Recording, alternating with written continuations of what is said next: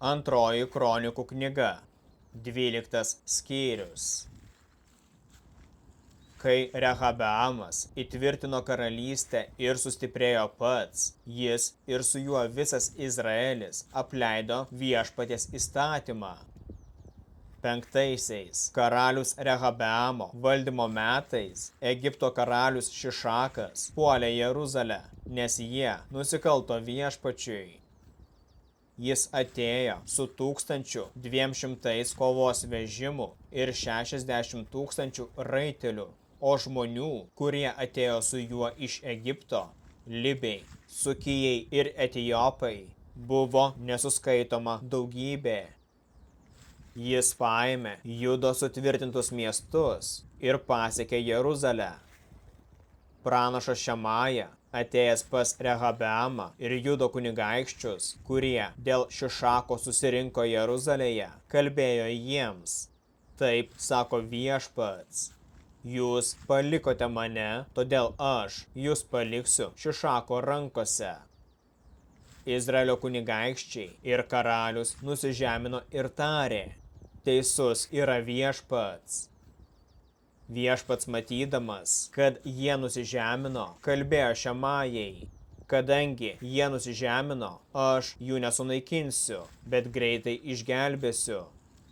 Mano rūstybė neišsilies ant Jeruzalės per Šišaką, bet jie taps jo tarnais, kad žinotų, kuo skiriasi tarnavimas man ir tarnavimas svetimoms karalystėms. Egipto karalius Šišakas užpuolė Jeruzalę ir pagrobęs viešpaties namų ir karaliaus rūmų turtus viską išvežė.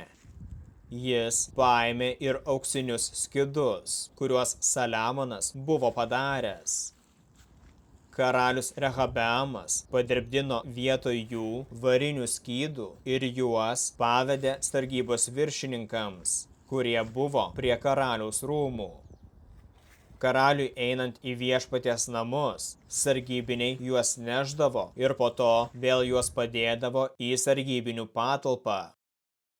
Kadangi jis nusižemino, viešpaties rūstybė nusisuko nuo jo ir nesunaikino jo. Ir Judui taip pat gerai sekėsi. Karalius Rehabeamas įsitvirtino Jeruzalėje ir karaliavo. Pradėdamas karaliauti, Rehabeamas buvo 41 metų amžiaus ir karaliavo 17 metų Jeruzalėje, kurią viešpats išsirinko iš visų Izraelio giminių, kad ten būtų jo vardas. Jo motina buvo Amonitė, vardu Naama. Jis darė piktą, nes neparuošė savo širdies, kad ieškotų viešpaties. Rehabeamo darbai nuo pradžios iki galo yra surašyti pranašo Šemajos ir regėtojo Idojo raštuose. Karas tarp Rehabeamo ir Jeroboamo tęsėsi per visas jų dienas. Rehabeamas užmigo prie savo tėvų ir buvo palaidotas Dovydo mieste. Jo sūnus Abija karaliavo vietoj jo.